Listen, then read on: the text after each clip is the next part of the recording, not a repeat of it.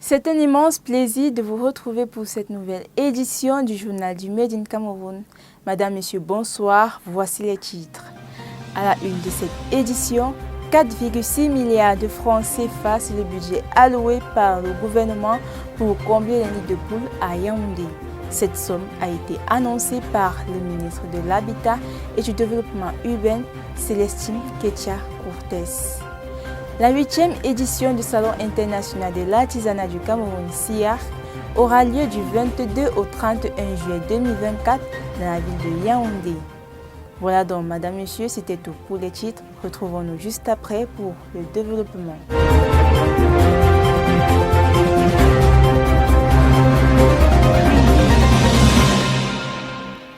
La ministre de l'Habitat et du Développement urbain, Célestine Ketcha-Courtès, a annoncé à l'Assemblée nationale que le gouvernement a débloqué 4,6 milliards de francs CFA pour la réparation des nids de poules dans la ville de Yaoundé.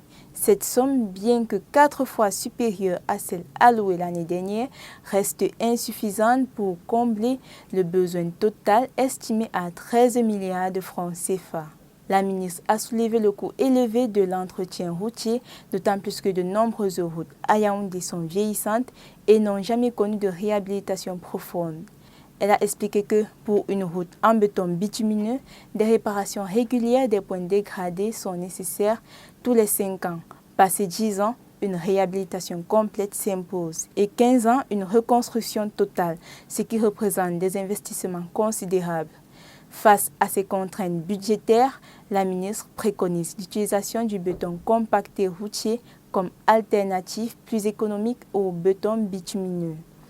Le BCR, déjà utilisé dans d'autres villes camerounaises comme Bertoua, Bafoussam et Garoua, offre une solution durable et plus rentable pour l'entretien des voiries urbaines.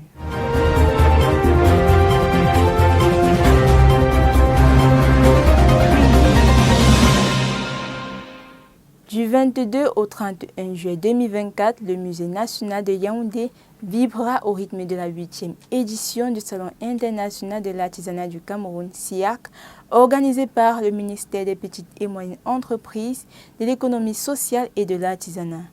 Plus de détails dans cet élément que je vous propose de regarder. Le numérique comme facteur de développement durable de l'artisanat et d'inclusion globale des artisans. Telle est la thématique de la 8e édition du Salon international de l'artisanat du Cameroun, SIAC, organisé sous le haut patronage du chef de l'État du Cameroun, son Excellence Paul Biya, et le ministre des Petites et Moyennes Entreprises, de l'économie sociale et de l'artisanat, Achille Basiliquin III. Du 22 au 31 juillet 2024, le Musée national de Yaoundé vibrera au rythme de l'artisanat camerounais et international. Cet événement biennal, véritable plateforme de promotion et de commercialisation des produits artisanaux, a pour objectif de mettre en lumière le savoir-faire avec 700 exposants venus de tous les coins du pays, favoriser la vente directe, encourager la création d'emplois et promouvoir le développement durable en mettant l'accent sur l'utilisation du numérique. Pour cette 8e édition, le SIAC a le privilège d'accueillir la Tunisie comme invité d'honneur. Les visiteurs pourront découvrir la richesse et la diversité de l'artisanat tunisien à travers des expositions, des démonstrations et des ateliers. Cette année, il est à sa 3e édition. Il s'agit du festival Ngamendja, organisé par le Dr Thérèse Fouda. Ce festival rend hommage à un serpent mythologique. Il sera donc célébré cette année dans la ville de Batchenga du 15 au 17 juillet 2024. Daniel Diabé nous parle davantage de ce festival dans ce reportage. Rendez-vous du 15 au 17 juillet 2024 à Batchenga, situé à Yaoundé, dans la région du centre, département de la Léquié, pour la 3e édition du festival Ngamedja. Créé par le docteur Thérèse Fouda, le festival Ngamedja est né en 2022 en vue de perpétuer la tradition des peuples de la forêt. Ce festival rend hommage à un serpent mythologique qui aurait permis au peuple Ekan et Beti de traverser le fleuve Sanaga. Selon Bingono Bingono patriarche, ce serpent géant qui a permis au peuple Ekan Beti de franchir la Sanaga était invoqué par les initiés il y a plus de 100 000 ans. Lors de la dernière édition, Dr Thérèse Fouda affirme qu'elle voudrait faire voyager le festival Ngammedia partout dans le monde, car pour elle, il est important que les Beti puissent se retrouver. Pour ce faire, des conférences, des danses traditionnelles, de l'art culinaire ancestral, du tourisme, des jeux traditionnels et des ateliers divers sont les différentes activités qui meubleront ce grand rassemblement. Ne manquez surtout pas cette belle rencontre culturelle entre les Ekans et les Beti. Le Congrès international de la femme africaine est un rendez-vous culturel pensé par Adeline Tchopny, jeune leader d'association pour valoriser la femme africaine. Cette année, il est à sa 3e édition et est placé sous le thème « Femmes africaines entre tradition et modernisme ». Plus de détails tout de suite dans cet élément. Il est courant de célébrer la Journée internationale de la femme avec une grande énergie. Mais il est rare que cela se produise lors de la Journée de la femme africaine le 31 juillet. Cependant, la femme africaine présente ses particularités et ses défis qu'elle doit relever.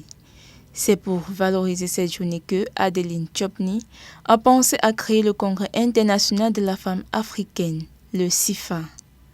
Le CIFA est un lieu de réflexion. Il représente un lieu d'écoute, de partage, un lieu d'exposition.